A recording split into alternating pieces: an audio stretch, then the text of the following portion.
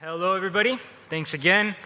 Gabriel, as Gabriel mentioned, we're going to discuss Cryptoreality versus Cryptofuture, the path to mass adoption. So I hope that this panel is going to have a good mixture of skepticism and hope about the industry. Now, I want to remind everybody we only have 45 minutes. We have a really good panel, very impressive resumes, but I'm going to ask to keep introductions under 30 seconds just so we can go right into the meat of the topic.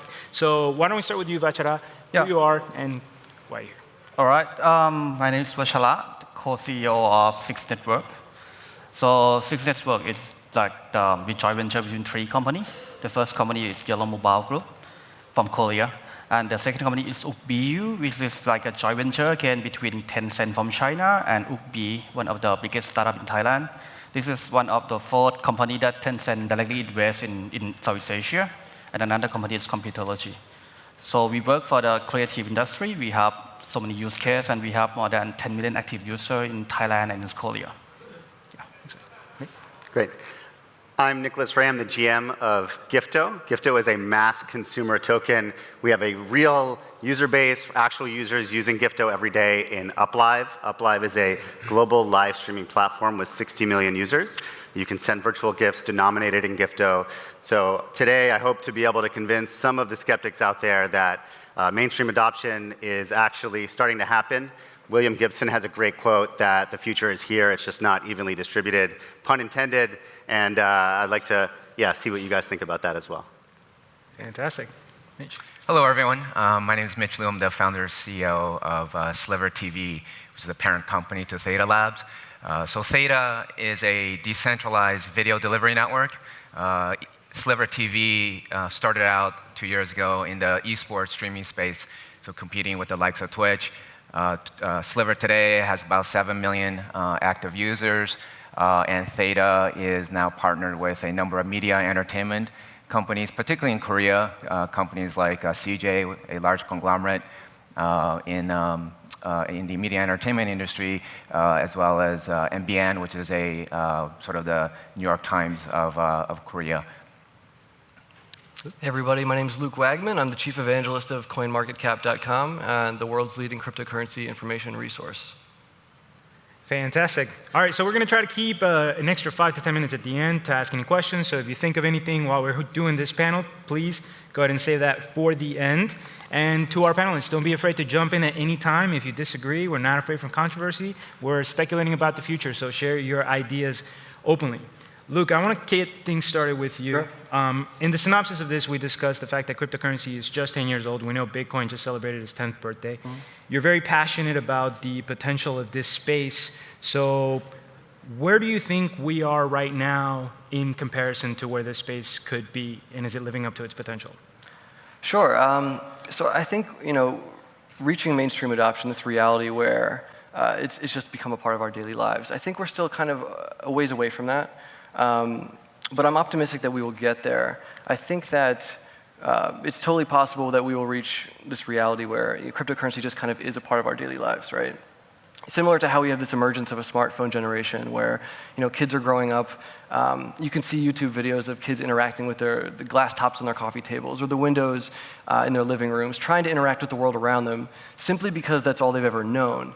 And I think that we will reach this with cryptocurrency. It's just going to take some time. But I think to reach this reality, there's two key sides here. There's the distribution, awareness, evangelism, education aspect. And then there's also the other side, which is continuing to build meaningful products with this technology that people want and need to use. And I say that they need to work together because think about when Bitcoin first achieved meaningful value, right? It wasn't because they were suddenly sold, it wasn't because millions of people were suddenly sold on the virtues of decentralization or the underlying ethos of our entire ecosystem. It was because they realized they needed to buy cryptocurrency to exchange and commerce with one another, to do something that they weren't yet able to do, which was buy drugs on the internet. So fast forward to now, several use cases have emerged, and obviously the use of cryptocurrency for illicit acts has definitely decreased. But we've seen several use cases emerge out of capital controls in South Korea, China, hyperinflation, demonetization in India, and we've definitely captivated mainstream interest. Although I think some of that continues to be dominated by price. But I think that we're in a really unique position now where it's finding that Netscape browser. If you want to compare it to like the early stages of the internet, it's finding that mosaic moment, that mosaic Netscape browser that shows everybody like, wow, we really need to use this technology to do X, Y, Z. And I don't think we've reached that point yet. Vachara, I want to take it to you. You have a unique perspective. You're the president of the Thai Startup Association, so you have a lot of experience in tech outside of cryptocurrency. Where do you think the space is compared to other developments in technology that you've seen? Yeah, I think today it's just like we are more realized. Because outside of the cryptocurrency world, before we have to raise funding, seed funding, Series A funding, and then just the valuation is based on what the revenue is coming up, what you have been done in the market. But the ICO world that's coming up, it's just like if you have the white paper, black paper, that what you said, and then you're just raising money, right? But today, when I talk to the people this morning, people is more calm. It's just like they don't ask about when pump or which coin is going to be to the moon anymore, but they ask about what is the adoption, what is the use case, and what are you developing. I think that is a good part, and it's become more realistic in the world. Yeah. Excellent. So, Mitch, I want to take this to you. The discussion is what use cases are actually going to take us to mass adoption. Now, you have a background in gaming. I'm a little biased here as a gamer myself, but I think it's a particular niche that doesn't get enough attention. But we only have to look at the success of games like World of Warcraft, Pokemon Go, Minecraft, to see that this can be a path to mass adoption. So what do you think is going to be the use case, whether it's gaming or something else, that really starts reaching the masses? Yeah, let's talk about mass adoption, right? If you think about mobile gaming, for example, right? I mean, if you talk to your mom today, and you never thought that she never labeled herself as a gamer, but the fact that she plays Candy Crush, and hundreds of millions of people play Candy Crush or Crush Soda, whatever it's called now. It's everyone's a gamer without knowing it, and that wasn't the case. What, 7 years ago, 8 years ago? So when I started my first gaming company back in 2010, we innovated in the iPhone and the Android, developing sort of the first resource management games. Remember Zynga and Playdom on the Facebook platform? They had the farming games and the aquarium games, right? So the evolution of gaming has really redefined the term of what a gamer is. I mean, certainly if you look at the hardcore gamers, particularly say on the PC platform, what all the tournaments and the esports and the prize pools and the brand advertising going towards League of Legends, Fortnite, right, which is a big game today. That's basically became more popular than PUBG, right, which is sort of when the original of that type. And Counter-Strike, League of Legends, been around for maybe over 10 years now. And so, my view is that gaming is super exciting as a starting point for adoption. Sliver TV, we've been in the esports streaming space, which is the streaming of gaming content, right? Whether you have someone at home streaming to a mass audience, or whether you have these professional tournaments in these big stadiums with hundreds or tens of thousands of people. We think that gaming is exciting. Obviously, personally, from industry adoption, I'm excited.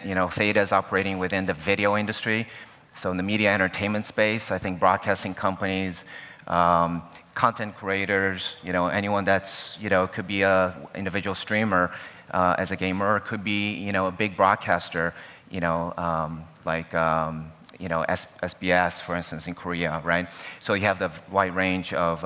So those two industries are particularly exciting to me in terms of mass adoption for crypto. Nick, I want to take it to you as far as other use cases that we might be sleeping on as an industry that could lead us to mass adoption. Yeah, so one of the things that we see, so we have a bunch of teams in Asia, and we see a tremendous amount of very practical innovation happening on messaging platforms. So if you look at Line, Kakao, Telegram, and Kik, they've made some very interesting moves to enter the crypto space through investments, partnerships, developer programs, issuance of tokens. In particular, Line and Kakao, they have payment providers, they have exchanges. So a lot of the pieces of the infrastructure are coming in place. And I think that the financial side of crypto oftentimes doesn't really notice these things. So like Telegram releasing their KYC, Telegram Passport, that kind of flew under the radar, but it's like a huge signal to the world, I think, that these messaging platforms see very practical applications for cryptocurrencies in terms of microtransactions, incentive mechanisms, staking, these social mechanics that actually develop more engaging communities. And yeah, I think we're going to see in this next year a lot of really interesting developments there that'll start making new headlines for mass adoption. Can you speculate as to why these things may have flown under the radar or don't get as much attention as some other aspects? Sure. In general, there's a lot of innovation in social games and social products out of Asia that I think just doesn't really translate well to Western audiences. And I think they make a lot of sense in Chinese news media or in Korea or in Southeast Asia, but it takes time, sometimes years. So like WeChat took a long time for that experience to start translating over to some Western products. So one of the things that I think we're seeing is just another wave of innovation that's going to take time to make it over. Can I just ask a question? Touching back on the gaming subject, it's my view that I think non-fungible tokens could be a catalyst for the adoption of crypto in a way that we haven't seen before. I think if users are able, if there's like the emergence of some Pokemon Go-like game where people are able to exchange with one another the items that they find in the game, have you given a thought to any like NFTs and how that could kind of bring more or be more of a catalyst for adoption in the gaming space? Or Yeah, I think so, but I think there's some challenges to it as well. I mean, if you think about most free-to-play games today, you have this concept of an engagement currency, right, which Sure. is native to within the game and within that the walls of the game, and they're usually free, right? It's for engagement, and then you have the premium currency, which is the currency you purchase, right? And that's sort of what's built this multi-billion-dollar mobile game industry. So if you introduce, say, a third non-fungible token, and so it becomes a challenge in terms to understand, well, how do you balance this economy for one? Sure. We recently announced a partnership with Tencent, which is probably the first time that Tencent has ever aligned itself with any blockchain project. But we're coming much more from the entertainment side of things, right? The streaming side of Ring of Elysium, which is their new title that's looking to compete with Fortnite and PUBG. And so in that particular case, Theta tokens is actually used as a utility token for users to earn on the platform, which is free to earn. And in exchange, they can get in-game items with the Theta tokens. So it's completely separate from the currency that they have within the game itself. Yeah, I just think there's huge potential there to create these, interoperable economies between games that I hope to see in the future. Yeah, I agree. I think it'll take time. Vachara, what about you? What use case do you think is the hinge point towards mass adoption? Yeah, the use case, just like they are replacing the layer of technology, right? Just like, for example, like for the financial service. Mostly, for example, it's in UPU company. We have more than 5 million money that's transferring in and out a month. But 1 million have to go to the platform like Apple Store, Google's, and the other like telco company. Those kind of things just like it's not very effective.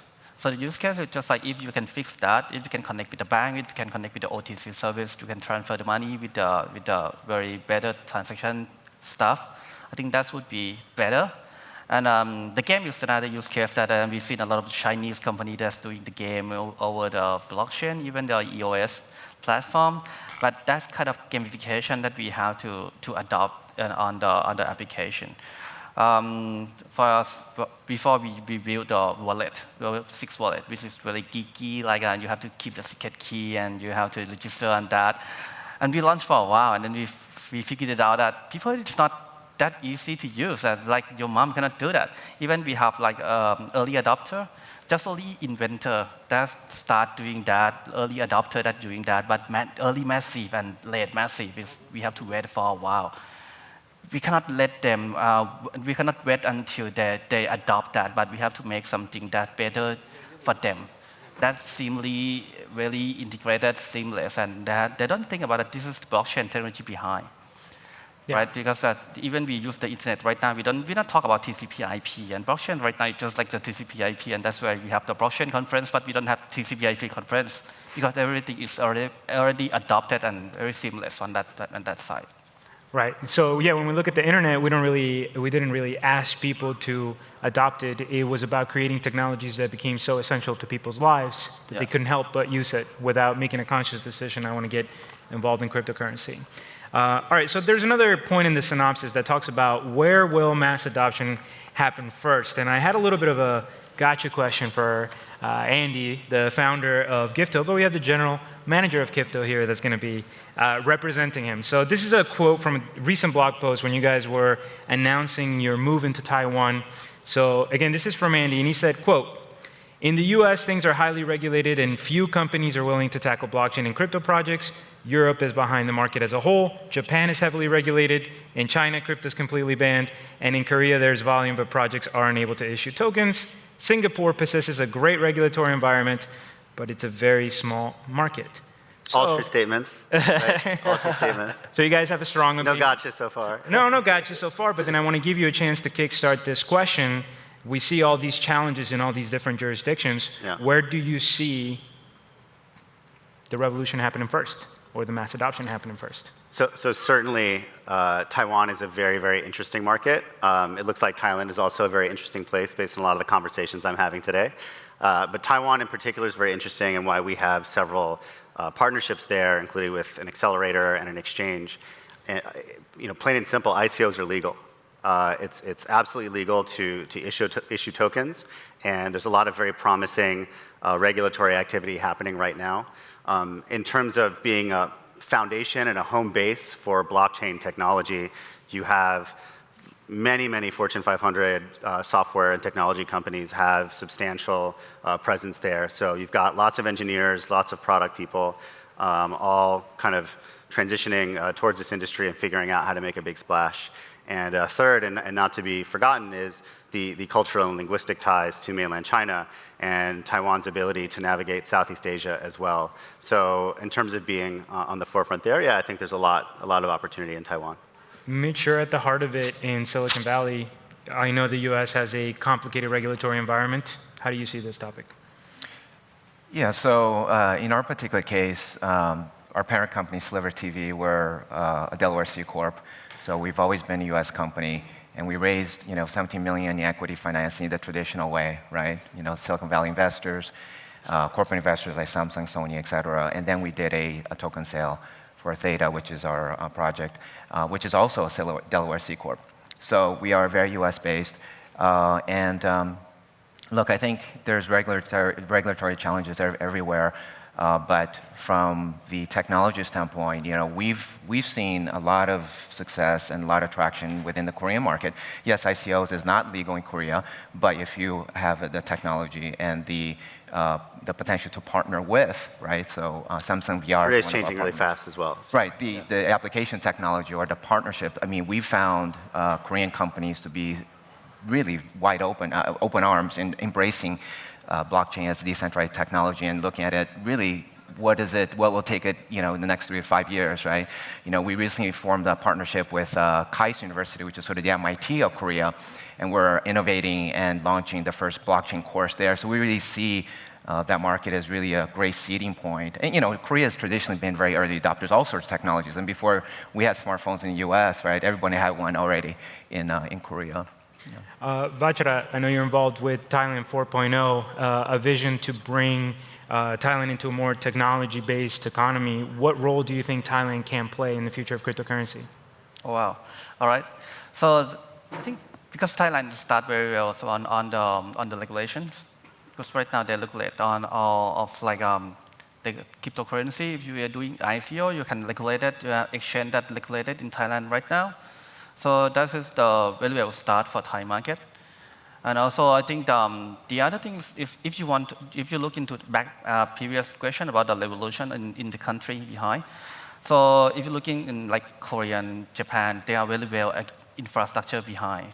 And when they go to Korea and they said, okay, we're gonna make the payment system that's fast and cheap, and they said this is already fast and cheap already.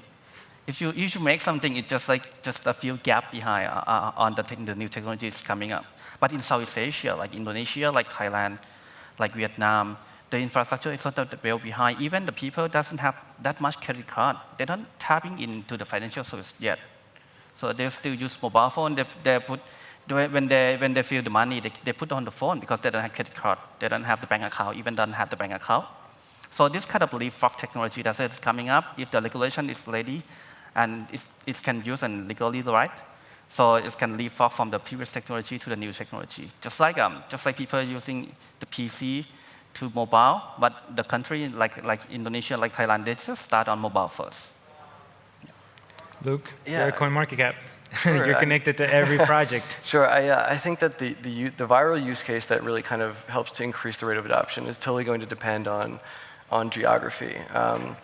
That being said, I think that there are a few things that could catalyze the rate of mainstream adoption at a rate that we haven't seen before. And I think that from my perspective, I'm seeing is that there's a lot of private tech companies who have the resources and capacity to kind of see themselves as arbiters in the space for who's successful. They can find the blockchain projects that work and have real value, and also show the world that they work by adopting those protocols. And I think that they would have great upside to do so because they'd likely have to own the coins and tokens of those protocols. So I mean, just think about tech companies who have like highly advanced content delivery systems, like in the adult film industry or in the video game industry. There's room there for them to adopt these protocols and show that they work. I hope to see more of that. So I do have a follow-up there. Yeah. I know a lot of us are in this industry. We have a vision about the blockchain space and the cryptocurrency space being almost borderless in its potential. So we're now 10 years into the space, and we're talking about how the true path to mass adoption is going to be dependent on geography and jurisdictions. So is the vision of a borderless cryptocurrency future gone? Sorry. Like, are we still going to be always dependent on individual jurisdictions, or is this space going to be able to develop truly globally? I see it developing truly globally. I mean, I think what we haven't done a good job of doing so far yet is really reaching out to those people who can benefit the most from blockchain technology, getting them into our ecosystem, and getting them to build projects that, out of their experiences, that solve their problems. The people that have very limited access to financial resources. I think we need to be doing more to rope in those people and get them to build projects with that help the prosperity of their people. All right. So I have a question. You guys you're a data company. You're also arguably a content company. You see a ton of data all the time about mostly market-oriented, but you also have, I assume, data tied to mass adoption and usage, or you could deduce as much. Do you see any App Annie of crypto adoption tools or analytics coming out in the near future? Potentially with CoinMarketCap name next to it, but maybe not. Totally. So without revealing too much, there's a bunch we're kicking the can around internally to figure out how we can present new data insights that people find valuable. So I think tracking movements from addresses to on-chain, off-chain activity, I think could be valuable. Being proactive about how we can provide information on security tokens, NFTs, dApps, et cetera. It's definitely in talks, and I think you can expect to see some exciting updates from our side, Q1, Q2, on that front for sure. Cool. I have an extra question for you. Mitch, do you see mass adoption more as, have we reached mass adoption when the industry has disrupted particular industries, or have we reached mass adoption when blockchain is properly integrated into the traditional tech and financial world? Or what does exactly mass adoption mean? Because this is a spectrum, right? That's a good question. When is something reaches mass adoption, right? When it reaches 51%. I think the best way is probably by looking at past examples of mass adoption. At which point did mobile devices reach mass adoption, right? At which point the smartphones got there, or gaming for that matter. And so I think looking back, it's easy to see that, I don't know, pick a year, 2012, 2013 was probably the year that Apple had the biggest year, I think, or somewhere in between there, in terms of Android and the iPhone, in terms of smartphone penetration, right, within the marketplace. While in the middle of it, it's actually very difficult to know when you've reached the mass adoption. But I think from our perspective, it's about early adoption, really, right? Because this is the internet in 1997, right? Let's not kid ourselves, right? I mean, blockchain technology is very early. We need to see, we're seeing the first builds of the Amazon website. For those of you who have seen that, it's actually pretty incredible, right? Where Bezos basically put up that one very simple page, all text that was featuring a particular book every single day, right? Remember that? I think we're definitely at that stage. So anyway, mass adoption, I think, will come, and I think it will be driven by specific industries. And I think that gaming is probably one of them that we're very excited about. Media and a few others, and fintech for sure. I think you guys kind of said it, but like in different ways. It's when grandparents are using it. Yeah, right. They don't realize it, right? And so like at Zynga, we were always trying to get grandparents to be able to use our games. You guys are doing that as well. Yeah, we definitely saw that. I mean, if you think about, well, back then Facebook, right? I mean, Facebook had a lot of like the older definition users, of scale, right? And your mom, your grandma, whoever were playing the fish aquarium games, and they're breeding fish because they didn't think of it necessarily as a game, but it's something as a form of entertainment, right? And entertainment, is a huge driver of all of our lives, right? On a day-to-day basis, and we don't even think about it as something that we do is gaming.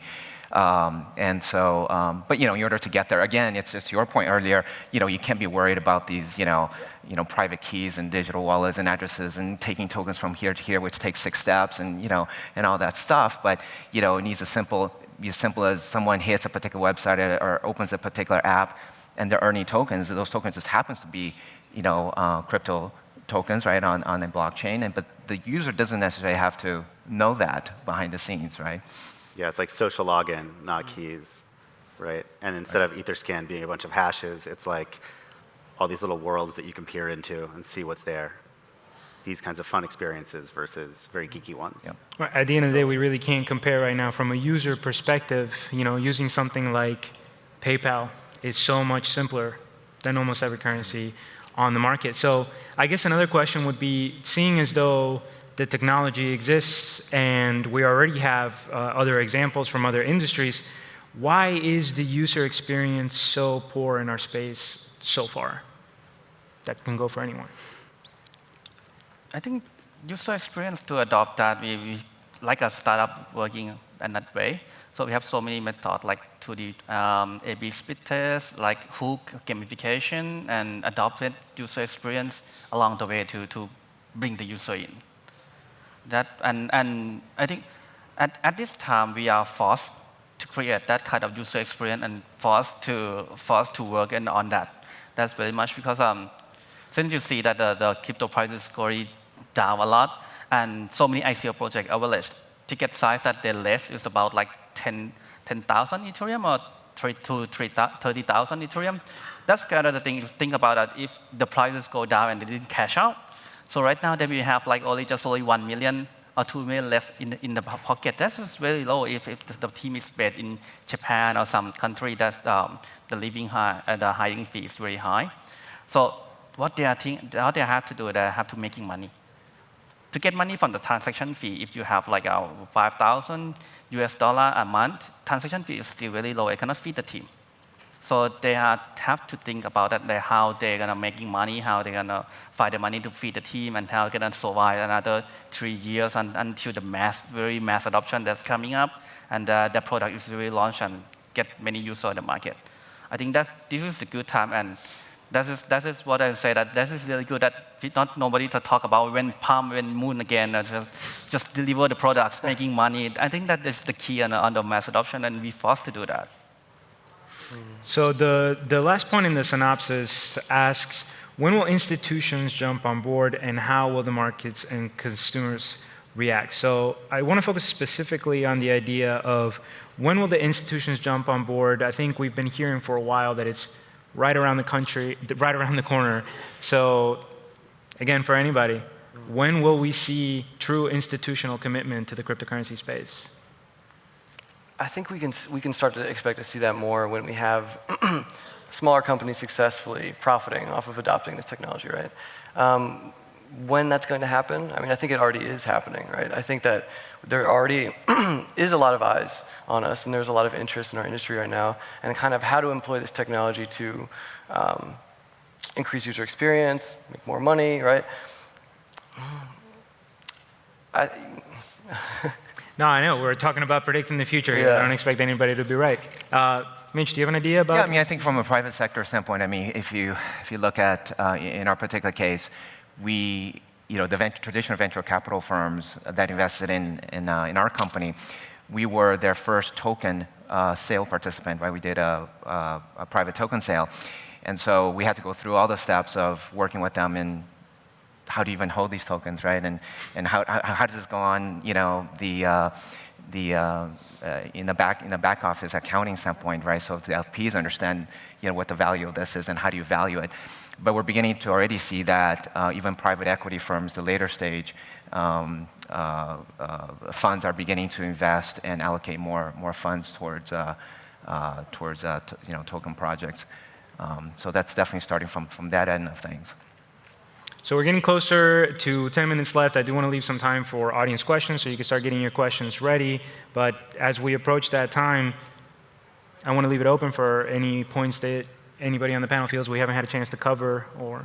Sure, I have something. I'm curious to know what you guys are thinking about with respect to how we can be leveraging our brands in crypto to, I guess, partner with other companies outside of our immediate ecosystem to kind of, show people that crypto is just another part of life, right? I think that there's a lot of room that we can be doing to partner with, streetwear brands or brands in entertainment or video games to kind of show that crypto is not just a foreign niche aspect of life. It's its own ecosystem, sure, but drawing connections to other ecosystems, I think, can go a long way to doing that. And I just was curious to know if you guys are thinking about ways you could do that. Yeah, I mean, I think it's still fairly early days, and you have sort of the early adopters, the visionaries, if you will.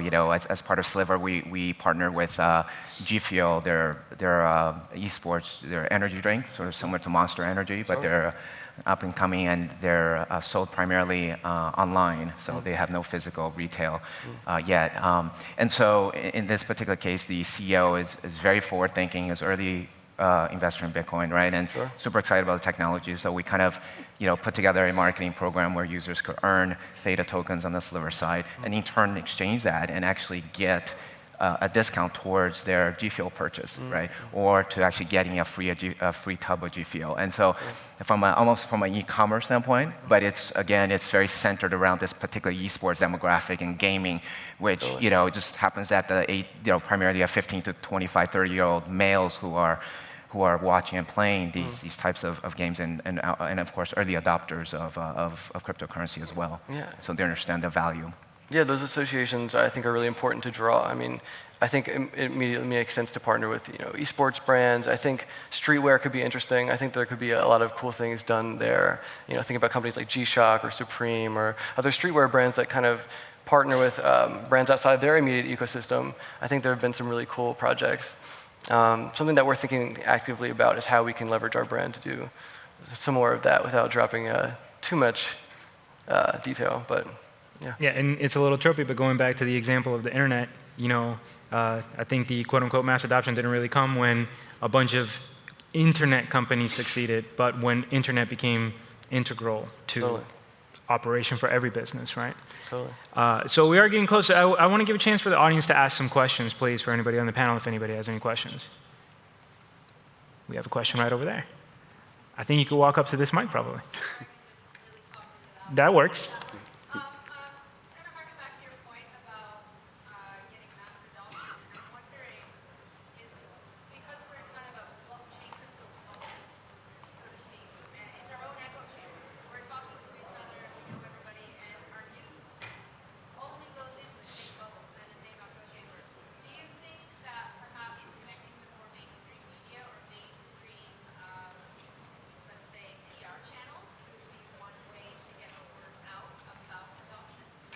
So for anybody that didn't hear the question again was, if we are in a bubble in the cryptocurrency space, is part of the path to mass adoption a more direct link to more traditional media sources? That was, go ahead. I think that's an amplifier. I think media can't solve the problem that the blockchain community and the crypto community has right now. I do believe that mass adoption is going to come from social products like we've developed UpLive, like some of you guys here are using and developing, and it's all about delivering an exceptional, delightful, fun, engaging experience that goes social, goes viral, and explodes. And users don't know that that's a cryptocurrency, that twinkling fun thing that they're trading, but it turns out that it is. And developers are benefiting from the fact that they're using a shared digital commons. So I think it's more about the experience and delivering on that, and then media will amplify. Yeah, I think that traditional media, will cover. I mean, as soon as Netflix works with us, everybody will know about it, right? And it'll be covered on USA Today, right? But yeah, it's an after effect. Yeah, but also I would add that just like in this situation of the market, even you throw out like a couple of media outside. The good news doesn't affect much on the news right now. I think in this market situation, but the bad news is affect in good way or bad way. But by the way, I think the real happen is have to launch the application, launch the draft, the user impact. That would help more.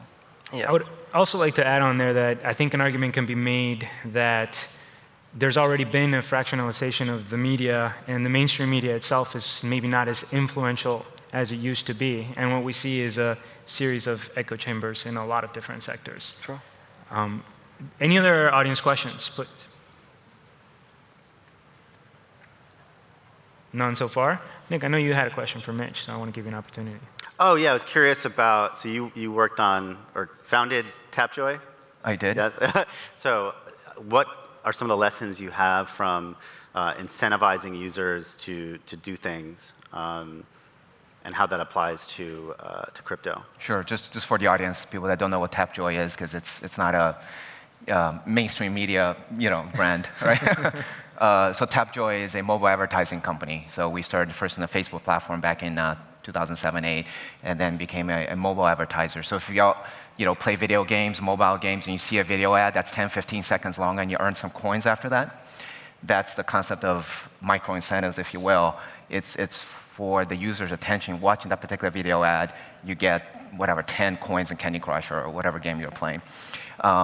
And yeah, I mean, I think a lot of those learnings that we had from back then are extremely relevant to the crypto space, particularly where tokens is part of that incentive in the specific stakeholders, right, in the ecosystem. And that's super important because that's the part that you can get, going back to mass adoption, where you can get everyone involved, right? In our particular case at Theta, users earn these tokens by sharing their excess bandwidth and excess resources. You mean they don't have to put a picture of their passport? And exactly, right? Going through all the wow, KYC in order to earn those 2 tokens, those 20 cents what worth, what a right? technological advancement. Right, exactly. And that's also the path towards mass adoption, is a path towards that user experience and making it super seamless, right? I mean, the fact that somebody can watch a video, earn those coins, and then show up in the game, it's completely seamless, right? So if we can move towards that model, right, for the crypto token space that we're in, that's where the real opportunity is. So we're talking about, the idea was brought up about can we reach mass adoption through media, reaching out to people. Now you guys are talking about incentivizing the user, and you've also discussed the idea of making the user experience simple. So as we are wrapping up here, is there a use case that only crypto will be able to provide, and that both the financial and traditional technology world are simply not suited to give the consumer? So I think staking is one. We've experimented pretty successfully with staking in our dApps, and the ability to store some value and then withdraw it frictionless without any commission or something like that to represent your social influence in a social context. That's something that's new to social products. And while that may sound like a bunch of buzzwords, there's going to be a whole world of fun new things that come out of that in gaming and in other social products. So staking is pretty interesting, and you can't really do that with fiat because, okay, sure, you can buy some amount and sit it there, but then you can't get it back that easily unless there's like an integration for every single one of the different fiat channels that user base may use. And then microtransactions, certainly, like if you look at like the minimum purchase size and fees and all that stuff, you can't do microtransactions easily. Luke, I know you're very passionate about this space. Can you think of any specific use cases that are only going to be from crypto? Yeah, I mean, so like, what blockchain technology affords is this radical disintermediation, right? So removing the middleman, right? So I think it'll be really interesting to see the applications that emerge out of that. I think that yeah.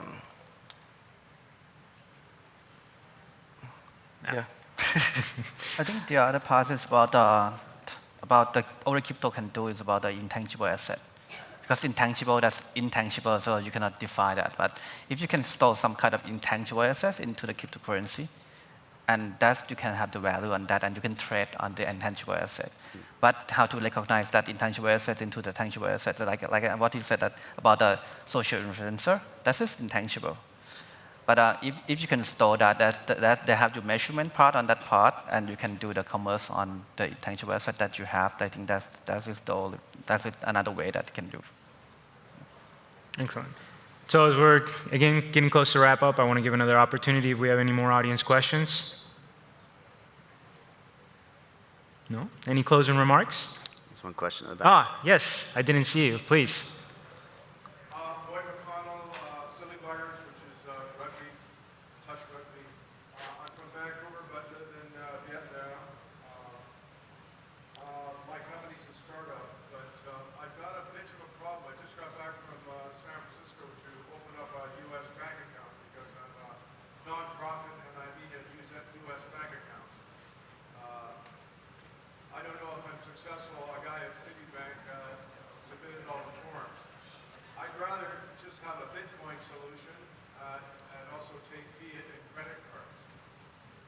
But my larger question at this point in time is, what are we going to do with Bitcoin? I just don't want the government to take over the Bitcoin space. And I invite your comments on that. Wow. I mean, I think we will see governments kind of leverage distributed ledger money, e-money, let's call it. But I think keeping in mind that it's important to realize that it's not really decentralized currency. It's like and when you remove that, when you have everything KYC to your identity, every transaction is linked to someone else, that totally removes the ability to participate in the gray economies, which I think people definitely want to be able to continue to interact in. And think about paying your lawn guy or your babysitter in cash. You want some degree, it's not uncommon to want some degree of financial privacy in your transactions.